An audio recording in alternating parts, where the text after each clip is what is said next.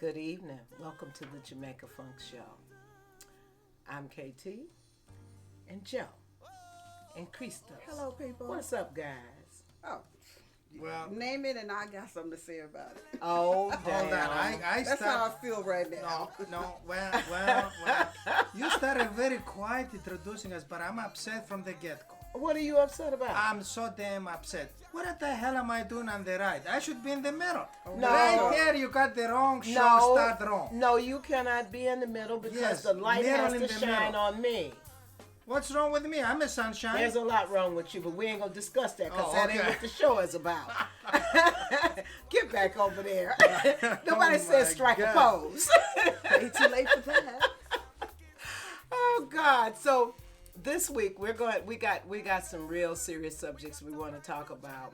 One, we're going to talk about the documentary done by film director Ava DuVernay, who is also the winner of Best Director from the Sundance Film Festival, and she has directed films such as Selma, which was nominated for an Academy Award.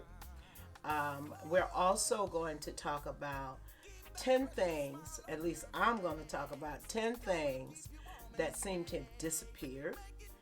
And Christos tonight is talking about the soul people. So guys, you ready to get started? Hey, just take us I'm in. ready. What do you mean ready? I Take us can't in, wait all KT. week.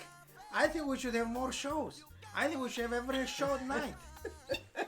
Or every night show. So listen, guys, I want you to sit back, relax, grab that last piece of jerk chicken or whatever it is that you're drinking, eating, and get ready for some show enough. Mama, shut your mouth. Reggae music. Well, I remind. We'll be right back with more Jamaica Funk Show. I love taking care of my mom. It wasn't easy at first.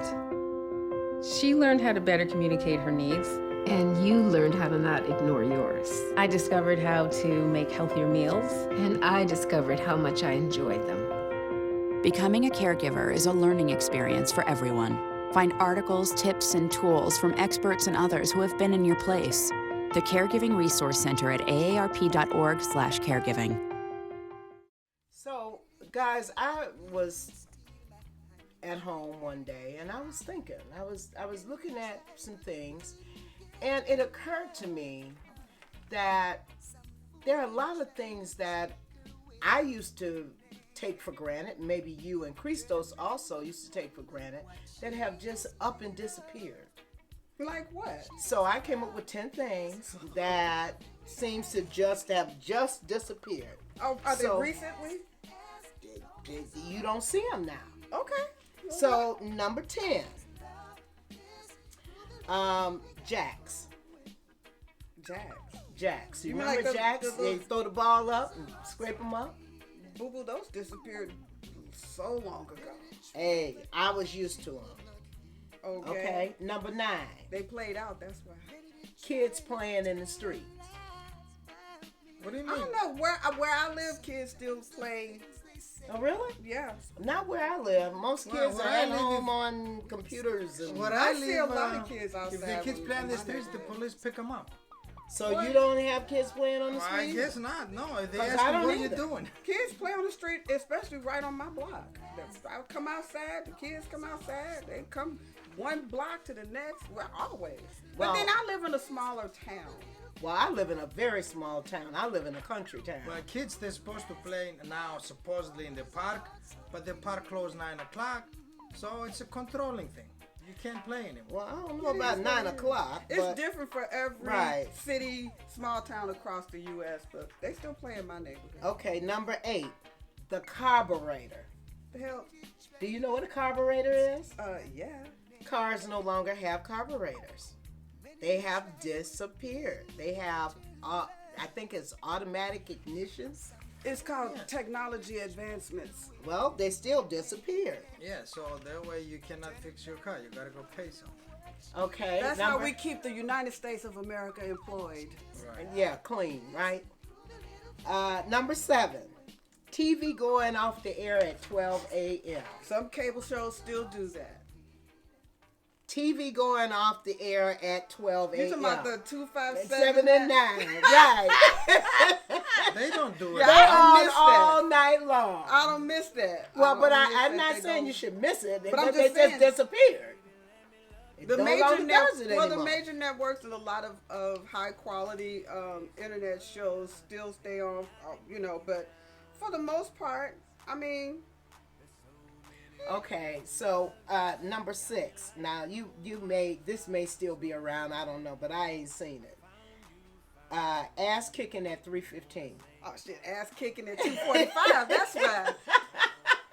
It moved up. It ain't disappeared. Oh, It's they like you moved on and changed Your ass times. get kicked at 2:30 now. Oh, They got other things to do at 3:15. That one that's got that. away from me. I know it did. Well, when we went to school, the kids used to say, "I'm gonna kick your butt at 3:30. 3:15." Oh yeah, and the real dumb stuff was this. Yeah. Eye, nose, mouth. You did this to them all day long. Just like that Right. movie is about to come out with. That's what kids did. That movie is about to come out. What's the name of it? Fight or something like that. It's with. Yeah, I heard something like that. They I should can't come wait up. to see it. I think it's gonna be hilarious. Is Two there a teachers movie or fighting something? after school. No, it's just this two teachers. I fighting heard after something school. somewhere that they're teaching people. I had this idea like 100 years ago. If you're a real man, don't take a gun like a little goose, go behind the bush and shoot somebody. If you're a real guy, real man, go do an Indian wrestle. Duke it out. Duke it out, Yeah, right. it's the new thing now going on in Well, neighborhoods. yeah, Kids this is supposed the to duke Wild it out. Wild West now. No, this the Wild Wild West. You pull your gun out and shoot I somebody. don't know. They did a lot of That's- duking out in the that's Wild not Wild good. West. Okay, Bodies number- flying through windows. And If you're crap a real like that in the man, old real movies. guy, go do an Indian wrestle. Okay, Then number let's see how 5. strong you are, baby. Number 5. Yes. Noisy neighbors. Shit, I still got them too. See, I don't have my neighborhood is quiet. Praise the Lord. Where do you live? My I live in the goodness. country. Well, you know where I live. You've I been don't to know my where house. you live. So go ahead. I like noisy neighbors. I like noisy neighbors. I mean, people are alive and well and doing shit. Okay. I think go ahead. Okay, so I got one here. Number 4. 411. Oh God, that is gone. Who that? You know why? Uh-huh. You know why I think it disappeared into obscurity so fast? Nobody paid because they started to make you pay for that call. Right. You used to call 411 and get information. Get a It'd phone tell you number. what you Get a wanted to phone know. number. And before it disappeared, they were actually charging you. Yeah, they were. The phone company was charging people, even on your cell phone. They were trying to charge you for 411 calls. So disappear in obscurity. Bye. Okay, number 3. Penny candy. Yeah, it's about this big now. No, it ain't even a penny. It's nickel Right. candy. Or 25-cent candy. I think they charge $0.25 for a piece of candy now. penny Yeah, I candy. think so. Yeah, penny candy. Oh yes. Remember, we used to get 3 pieces of candy for a penny. No, I never did that. You never got 3 pieces of candy for No, a penny? no. Oh, I used to okay, buy penny well. candy, 1 piece of candy for Shoot, a penny. my That's daddy what we gave us a got. quarter. We had a big bag of No, candy. that never happened in my daddy lifetime. they used to give me an egg, and I used to go to this small coffee shop, give him an egg, and give me a candy. Well, did you trade it in for a cow? Yeah, that's what. No, not for the car. That's what. An Sometimes egg you for bartered candy. your way into a piece no, of that's how candy. we used to do it. And sometimes my mom gave me a boiled egg to eat with bread. Uh-huh. Mom, dry bread, baby, dry. With an There's boiled no egg. way on the planet you can make dry bread sound exciting. It's just Or a not boiled gonna egg happen. with And dry then I used to bread. take the boiled egg. The little. Wait a minute, say it again, Christos. I just have to hear the dry bread. What, We having a boiled snack egg? today of Yeah, dry boiled egg. bread I mean, I and was so- boiled eggs. I was so damn poor. Even when we took pictures, they hide my feet behind the flower so that you don't see I have no shoes. So- Baby, that ain't poor. That just meant you ain't had no shoes on. Right, that's all Well, that with meant. my money, we would buy shoes. But anyway, let's not go there. Okay. My That- mother that gave me a piece of disappeared, bread and boiled egg to eat. That's And I took the boiled egg to the one-room grocery store, and the man was crippled on top of it, the poor guy. And I gave the egg, and he gave me one candy. Boiled egg. I'm just trying to picture Wow. this in my head, because think about this. Little Christos in Greece. Yes. Barefoot. Mommy, I want a piece of Barefoot. candy. Here, baby, take this boiled egg and go down to the block and get No, it. she from- didn't No, tell she me to didn't go tell down me there. that. She just He's gave like, me to eat. I'm gonna take I'm this gonna boiled egg and see what I turn it can into get a with this piece boiled egg. So I could have took a candy. Okay. And That was a that's good why one. it disappeared. Okay. That's disappeared there. That's Okay. hilarious. I mean, I'm sure it's true, but it's The still grocery store disappeared too. Okay, so number 2, Go ahead. the operator. funny. Oh wow, the operator. Who is he? You pick up your phone and call 0 for the operator. Okay. You don't remember you the know operator? what? And all those that disappeared still when have that landlines. Landlines aren't obscure. No. A lot of people still have them. Right. But when you had a landline, you know, you could just like Dial 411. zero. Right. It was Dog, just a service. operator, can you get the police to my house? But now you got to dial 911. You know No what I operator. get kick out of this? I mean, Man, 911 came out in like the 80s. I wouldn't even Yeah. be afraid of that. You know what's the funniest thing? I What? think when you call for your messages, and I do that on purpose. After the messages are all played, I just stay on the phone just to hear this lady says to me, "Are you still there?" Where is this at? Oh my God, I get such a Smartphones. kick out of it. Smartphones and My smart smartphone television don't say that to me. don't like you too I- much. when I Phil. call- Obviously. When I Mine, call my mine always message- asks, "Are you still there?" Mine does the same thing. It says, "Are you still there?" Yes, I am. I'm finished. Bye. Okay. I don't say that. What is an Android? You have an Android? I don't know what I You have an Android. No, you do. I know you have an Android. So whatever it is, I get kick out of it every time. She It's says, hilarious. "Are you still there?" I'm like, Just like people talking to Siri on the iPhone. Well, number 1, "Yes." President Barack Obama. has not disappeared, people. You said that list said things that have disappeared. Just seemed to disappear. I ain't seen him. You ain't been looking. I have. I've been looking for him. He's He on enjoying his life. vacation in I haven't California. He's in overseas. He's traveling. Listen, Yeah, but every man time I taking a turn the vacation. TV on, there's an orange man on TV. Did we even Not have to President bring Barack up that? Obama. But did we even He have to bring that disappeared up? on me. Okay, I'm used to the cool guy, the guy with the swagger, not the orange tangerine We could have went the whole show and not brought that up. person that comes on in his stead. And he's dead. I said in his stead. Oh, it was okay. Stead. Okay, so that's the 10 things that just seem to have disappeared. Barack, I know you out there. Give her a call. Yes, please call me. I really miss you. I mean, no crap. I really miss you. Why don't we invite him to the show? It will be interesting. Well, you We'll call invite him. him. You call We can him invite and get him on the show. Well, Okay, anybody- so, but anyways, we'll be right back. Well, I Iron. We'll be right back in a moment.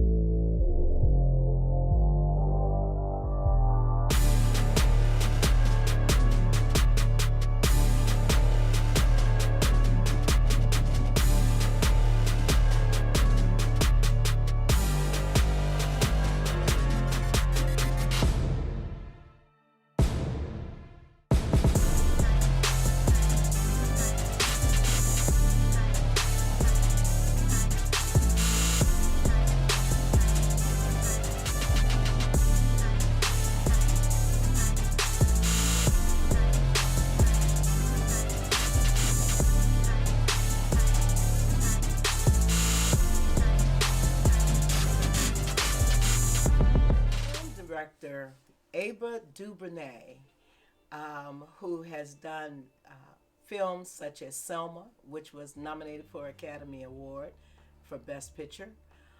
She also won a Sundance Film Festival Best Director Award, and has just done a new documentary, a very, very powerful documentary called 13th.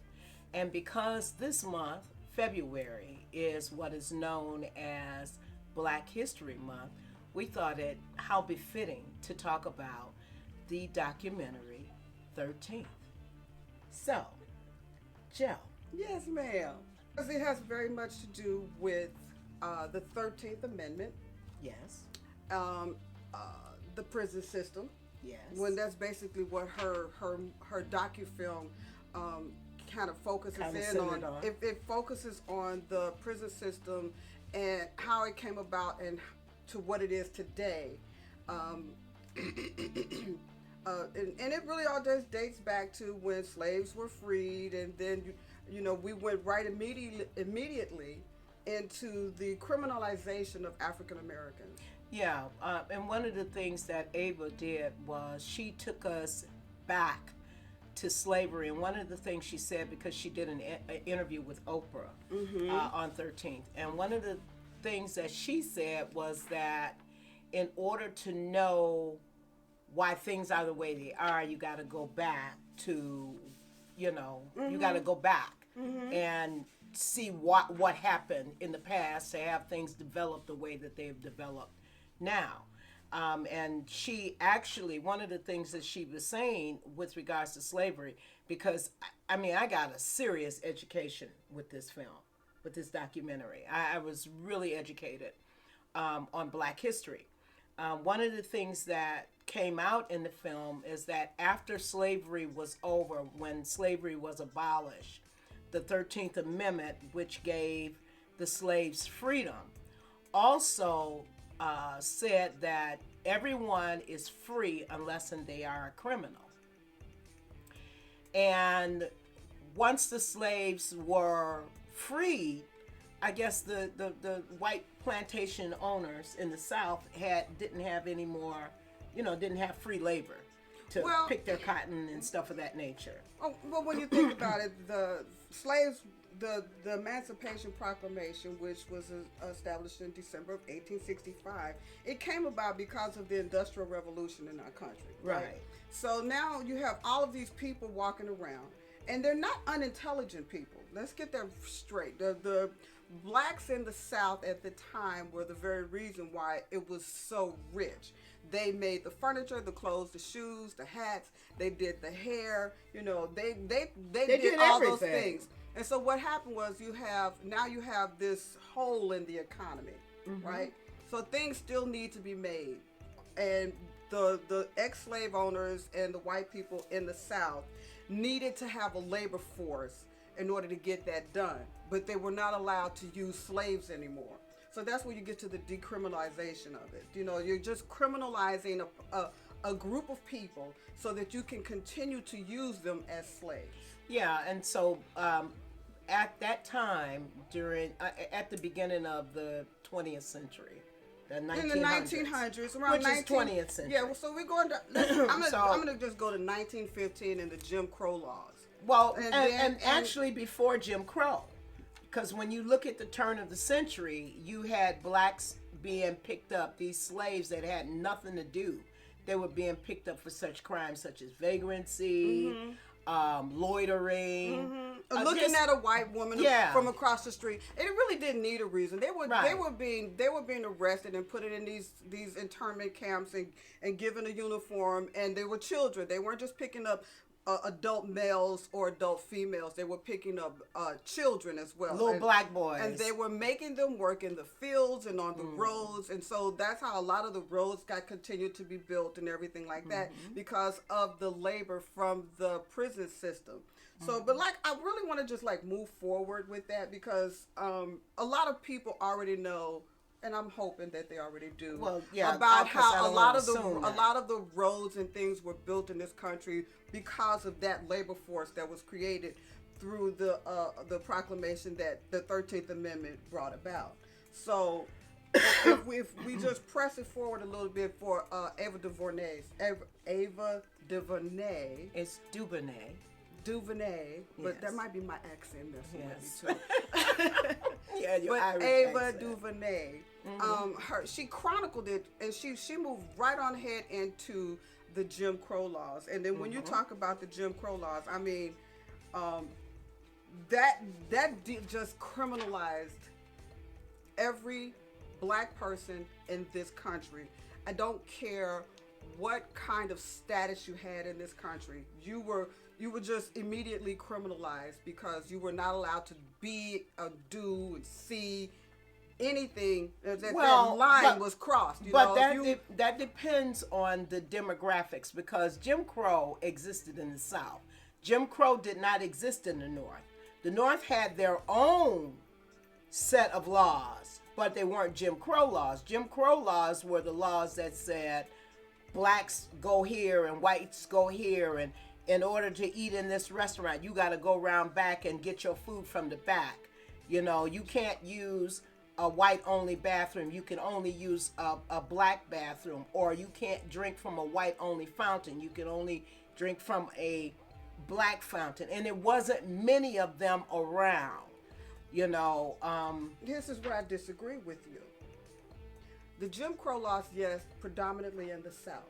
But if you move further up north, they might not have had white only or black only, but that line was clearly cut clean across America. If you were a black person, you were not accepted, even in Chicago, Indiana, New York, Philadelphia. Well, Indiana's the South.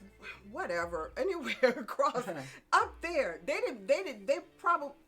It was an unwritten rule. It was an unwritten rule. Jim Crow was accepted across this nation. I grew up in the North. I grew up in New York. I grew up in Buffalo, New York as a kid. We traveled every year to the South. Okay? When we got past Ohio and got into Kentucky, then we could no longer go to a rest stop and use the bathroom. We had to use the bathroom on the side of the road. And most black folks did not travel in the South during the night, because if you traveled during the night, there was a possibility of you being stopped by police and being hung or assaulted or put in jail.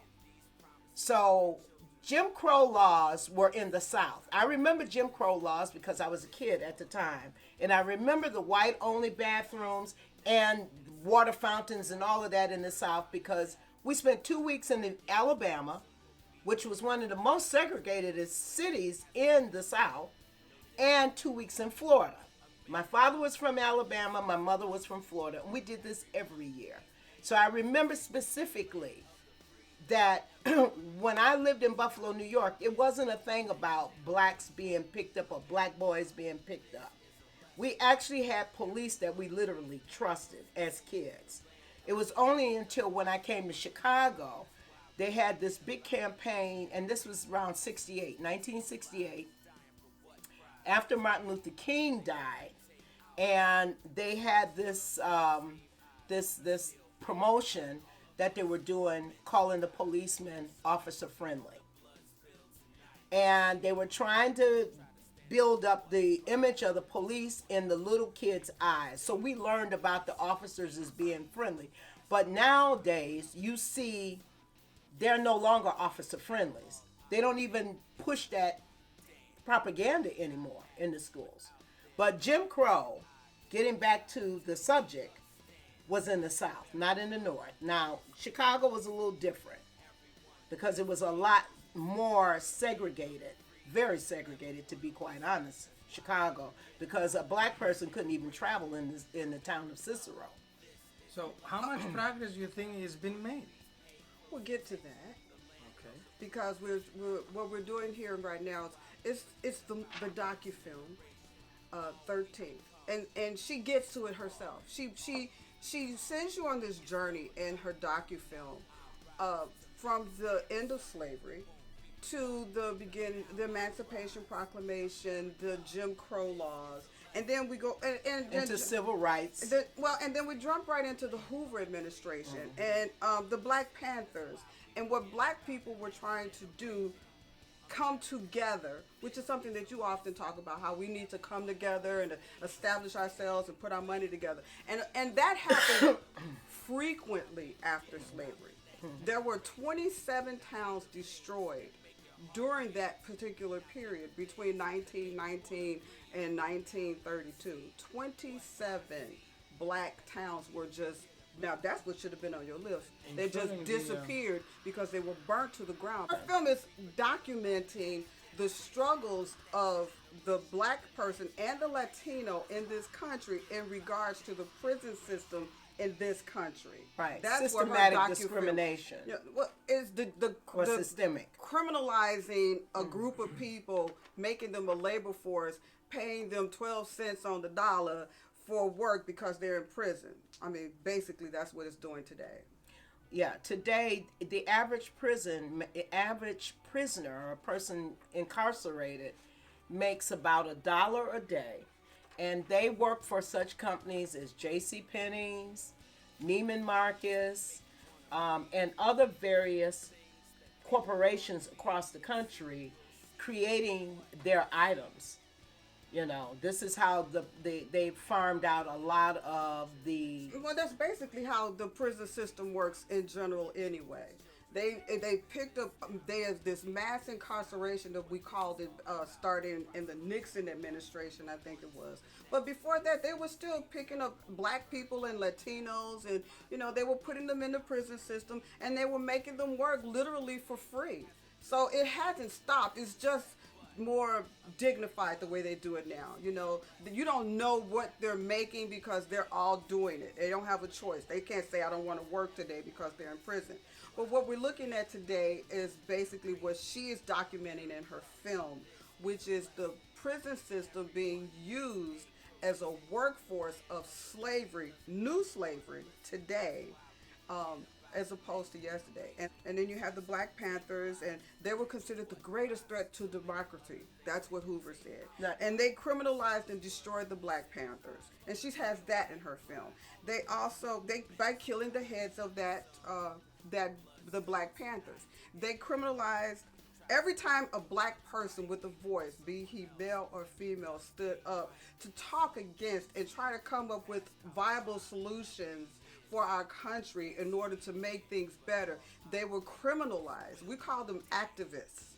They were criminalized and incarcerated, and you see a lot of that in her film as well. Also, when you look at it, and he was under the Kennedy administration, the Johnson administration, the Eisenhower administration. Mm-hmm. I think he died off by the time Nixon came into power, but possibly, you know. Yeah, I'm pretty sure he did. So he was the head of the FBI, and J. Edgar Hoover, you know, he had a lot of people in his pockets because he spied on a lot of people.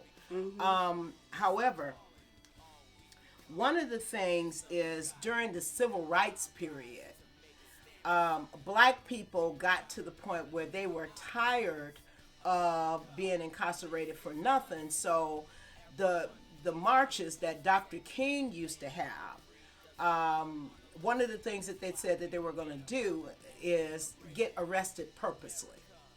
And they wound up filling up the jails. So, you know, there was no way that they could really do a lot of criminalizing black people because of the fact that we voluntarily went to jail, basically. A lot of activists did. Absolutely, because if you were marching, you more than likely you were going to go to jail. Also have dogs unleashed on you, have water hoses, probably rocks and beat up by onlookers. So one of the things that Abra talked about at the turn of the century, and I want to go back there because she talked about the movie called Birth of a Nation. Now, we just had a movie done by Parker, what was his name? Nate Parker, who did Birth of a Nation, talking about Nat Turner. However, back in, I think, 1920, they did a movie called Birth of a Nation. It was about a white man pretending to be a black man, and it was like he was raping white women And there's this one white woman, she would prefer to jump off the mountain than be raped by a black man. So what they did is instilled a lot of fear in the people of black men. So The Birth of a Nation, it was the most popular movie ever made when it was made, because it was a white man in blackface, not pretending to be. In the movie, he was depicting a black man who was in That's the what service. I meant by pretending. He was going through the countryside, and it was made in the 20s, when the beginning of before television, and there was this white woman. She was on the log. And if you've never seen Birth of a Nation, please go see it, the original movie, because what it did was it empowered this entire nation that we live in. It empowered them to criminalize black men. They were animals. They were heathens. They were only out to kill and rape and murder our women, our white women. Okay. So we're going to come back in a moment. We're going to take a quick break here. Iron. We'll be right back with more Jamaica Funk Show. My Resume is a collection of poetry about author Johanna Bright's view of life. It talks about how she survived life in a large family, the ghetto, office politics, and her own stupidity. Available at tatepublishing.com. Fast forward a little bit because I know we ain't got all night. So the film has people such as Angela Davis in it. She interviewed, by my count, 32 individual people. Yes. And each one of her interviews lasted 2 hours each. Yes, they did. She had thousands upon thousands of hours of footage that turned into this 100-minute docu-film. I'm amazed that she was able to get so many people. Well, I'm gonna tell you, and there were even more people that were very famous people. She did snippets from Richard Nixon's administration, Ronald Reagan's administration, Bill Clinton's administration, and she also had Barack Obama at the beginning of the film and at the end of the film. Her docu-film, as we said before, is about the prison system in this country and what drives it. During the Nixon administration and the Reagan administration, and one of the ways during these two administrations, and I'll get to the Clinton one in a minute, but one of the ways that these two administrations helped to supercharge the arrest and filling of prisons with blacks and Latinos was the war on drugs. Then we get into, fast forward into Bill Clinton. Bill Clinton wanted to win, and what he noticed is that all these Republican presidents who had won prior came in with this fear tactic, and that was, we're going to get tough on drugs, okay? And Bill Clinton passed a law called 3 Strikes You're Out, and the three strike law meant that you could get arrested 3 times and put in jail 3 times, and on your 3rd time, and it could be for anything. It could be for a joint, because they criminalized any kind of drugs. And this was their way of incarcerating and filling up. Now that the prisons have become privatized, this was their way of filling up the prisons so that they could make money off the prisons. Right. So, because what they did was they went through the courts, and what they did was they had mandatory sentencing.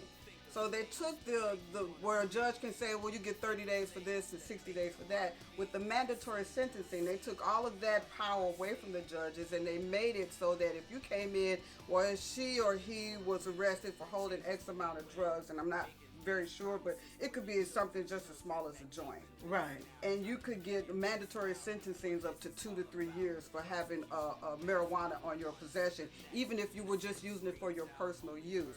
So they took that power away from the justice system with the mandatory sentencing. Then you have, like you said, the increase in poverty. you know. And then, so now you have in DuVernay's, her documentary, you have an increase in the population in the prison system. 5% of the world's population. Prison population. We are 5% of the world's population here in the United States, and we hold 25% of the population of prisons. And that the world's number, prison population, we have 25% of it. In So prison. how much is a share? Excuse me? For the prison system to get. Buy your shares? I really don't I know. think we should look into it. I really don't I'm know. just being Well, funny. I know you I don't are. know, but you know what? You can. That's a good. But I thought mean, that you Hillary can bring Clinton up. and Bill Clinton were vested in the prison system. They own stock in it. Well, here it is. The tax cuts all go to the rich. Yes. Right. And all of the profit shares are all going to the people who are in ALEC. Yeah. And for those of you who don't know what ALEC is, the Senate had convened and they were taking a vote on some laws that they had on the table.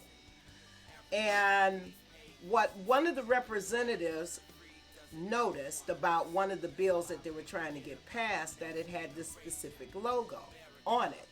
And this is how it came out that ALEC was the ones that were writing these laws. And what they were doing is they were writing these laws, and all the senator had to do is take the law and put the name of his state in it. That's all he had to do. The state representative. Just the state representative, senator, House of Representative, whoever. All he had to do was put the name of his state on the sheet. Everything else was done for him. And that's how you write a bill. And they were trying to get this one specific law passed.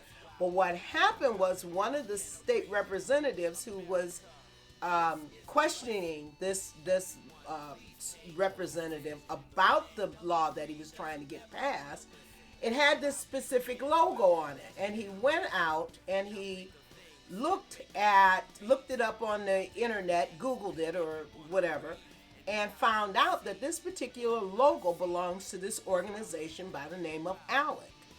And he's seen this logo all over ALEC's documents. And so he went to questioning this representative.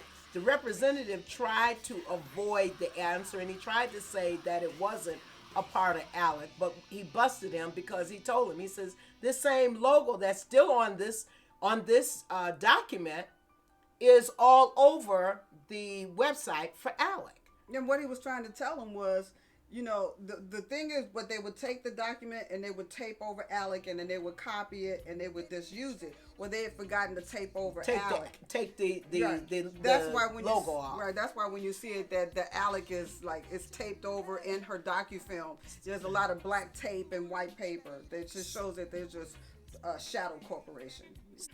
ALEC is an organization that writes laws for major corporations here in this country. When they want to get a certain type of law passed, ALEC would write the laws. The lobbying ground for those politicians. Absolutely. So they're taking money out of the system. They're taking money out of our pockets, the taxpayers, putting it into the prison system, and then they're making money off of the prison system, and then they're reporting that money as a charity, and they're getting that money back. Right. And that's just how it works. So here we go. Some of the companies that are members of ALEC: Walmart, Comcast, Exxon, FedEx, Pharma, Altria, DuPont, Pfizer, DirecTV, Time Warner Cable, Koch, Coca-Cola, Kraft, Visa, Google, NRA, American Bell Coalition, eBay, GM, Sprint, Johnson & Johnson, McDonald's, AT&T, Verizon, P&G, PG&E, and Shell. And the biggest one that they have that we've been talking about is the correctional system, CCA. CCA is the model that ALEC used, right, for the prison system that exists today. They proved that if they can get all of the prisons filled up. You forgot State Farm Insurance. Yes, and there was just some of them. There wasn't all of them. And what happened was there was this great big blow up. Somebody blew the whistle on ALEC, and supposedly a lot of these big corporations, they stepped out. they left Alex, but what they really did was the heads of the organizations, a bunch of them stepped away, and then they put minor people there to speak for them. So we're going to take a break. We'll be right back. Iron.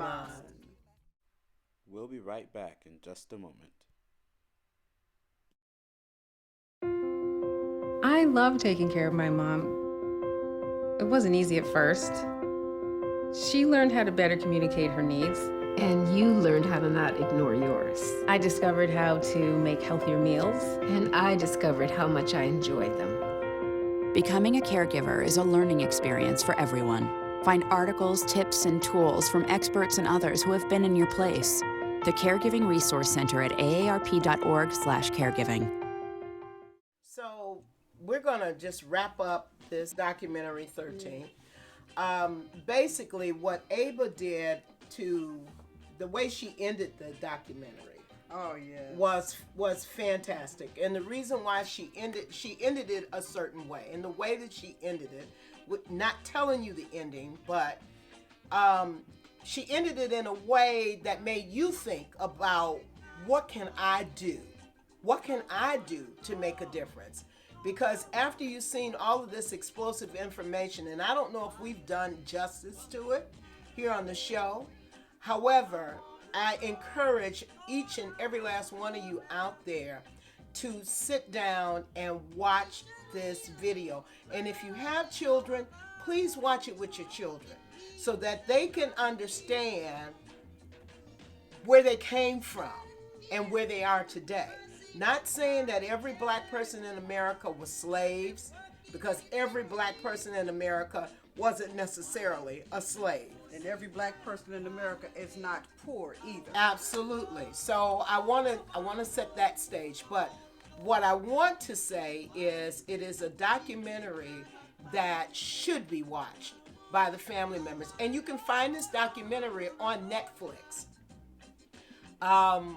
It's really a very poignant, very powerful documentary.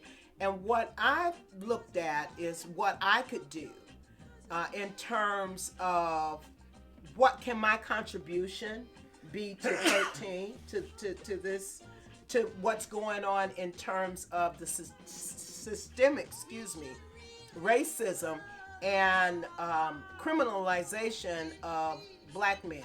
You know, because, I mean, look at the cocaine and the crack. You had crack, you got 60 years. You had cocaine, and this is just a hypothetical, an example, not necessarily the truth. But if you had crack 3 times, you go to jail for 60 years. If you had cocaine 3 times, you go to jail for 6 years. So there's a great disparity between smoked cocaine and powder cocaine. You know, but this is one of the main ways that they entrapped a lot of black men. That's how they imprisoned a lot of us. Well, and they did it because it's the biggest corporation in America right now. The prison system is the biggest corporation. It's worth $7 billion. That is $11 million monthly. Mm-hmm. The shareholders get that. Shareholders get that. This documentary, every person in the world should watch it. Yes. Oh, yes. So this doesn't happen again anywhere in the world. Mm-hmm. Yes. I think, that's my suggestion to our viewers. Everybody in the world should watch it. It doesn't matter where you're from, so it doesn't happen again in this beautiful world we're living. Yeah. I think if. And don't take it with a grain of salt. Take it for what it is. Take it for exactly what it is. It's the history of how this nation became great. And it is also the explanation for why this administration that is in place right now here in America is talking about making America great again. There's a lot of instilling of fear. And so my contribution is to be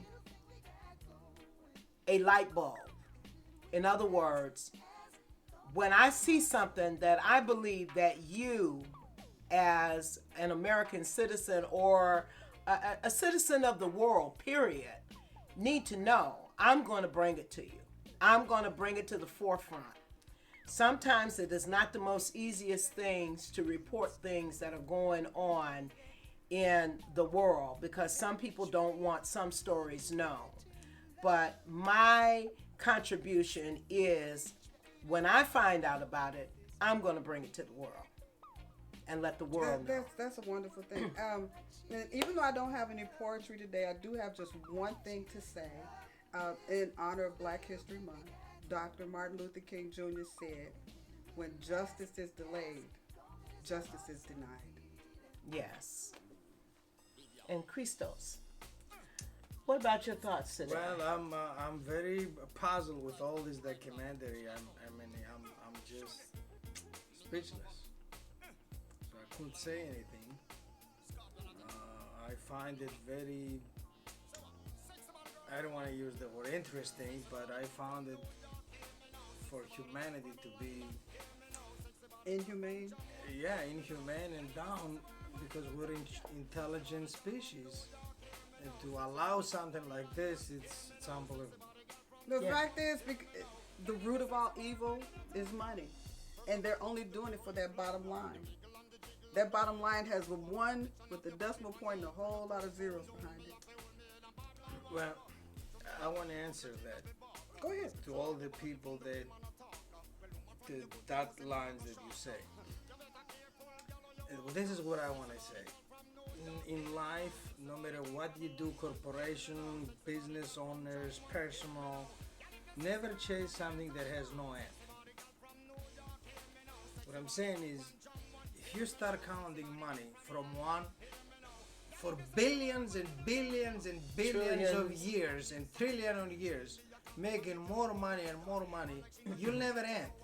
So don't chase something that will never end because you died before that billion times before and you still never finish making money. So be a righteous human being. Don't chase something that has no end because you'll die by chasing it and you're missing the beautiful concept of life. That's like chasing your tail. If you're a dog, you chase your tail, you'll never catch it. It's an endless. I mean, you keep on adding zeros until you die, and you still that's never. What greed is. That's what greed will do. Greed will do that. I wasn't. I think that's more of the root of all evil. And I don't even understand why people who are rich, because I never in my life wanted to be rich. I just wanted to be able to take care of me and mine. But I know people who had nothing and got something, and it goes to your head. It's a very powerful thing to have that much money because money drives so many different avenues in our country.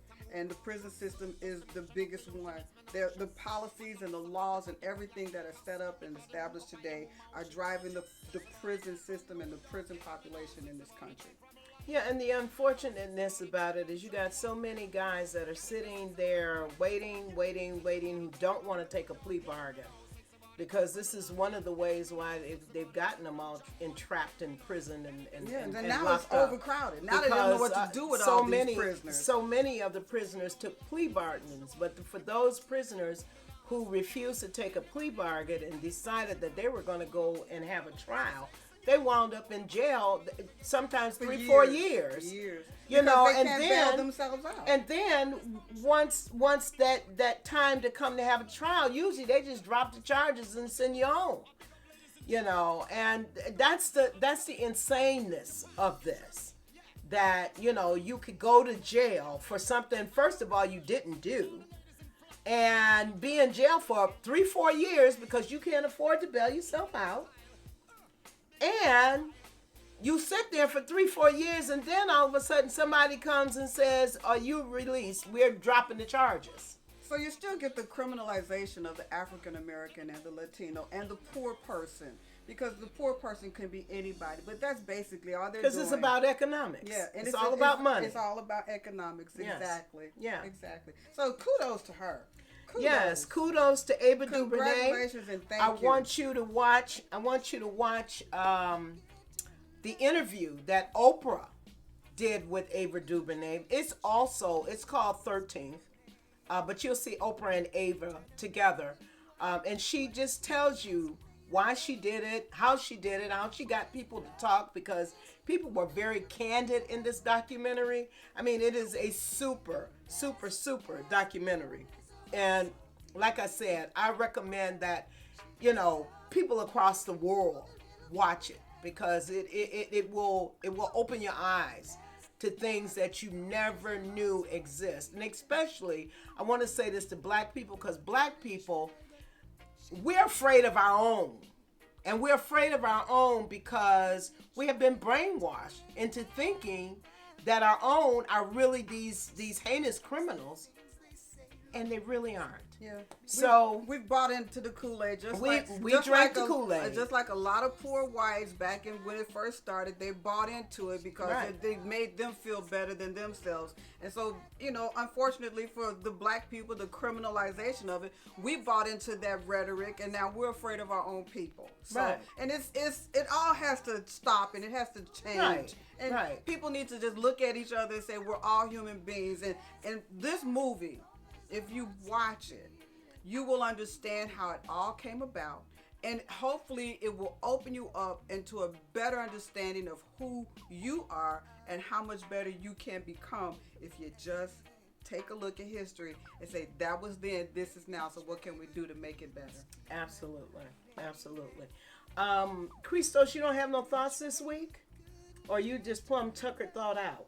No, I have some thoughts, but I don't know if we have a time. What? We got a few minutes for you to talk about the soul people, is it? Okay, let's talk about the soul people. Yeah. Especially now that we have these, in February 14th, what is that? Valentine's Day. Oh, Valentine's Day. Yeah. Okay. Especially for Valentine's Day. I have different thoughts about this whole thing. And these are my thoughts. If somebody loves you with all their heart, that means they're full of you know what. If somebody loves you with all their brain, you know what it means full of what. Because if you tell somebody you love them with all your heart someday stops beating. What happened to the love? If you think about somebody loves you with all their mind, a lot of days the mind forgets. You gotta find somebody that loves you with their soul. And the soul, either you die or you're alive, is in the universe forever, my friend. So, if you get a box of candies with a heart, doesn't mean anything. If they tell you they love you with their whole soul, these are the person for you. God bless you. That was wonderful. Well, thank you, Christos, for your thoughts today. Thank you. And with that, ladies and gentlemen, it is time for us to go. We've enjoyed you. Come back again next week. We really appreciate you. And with that, well, I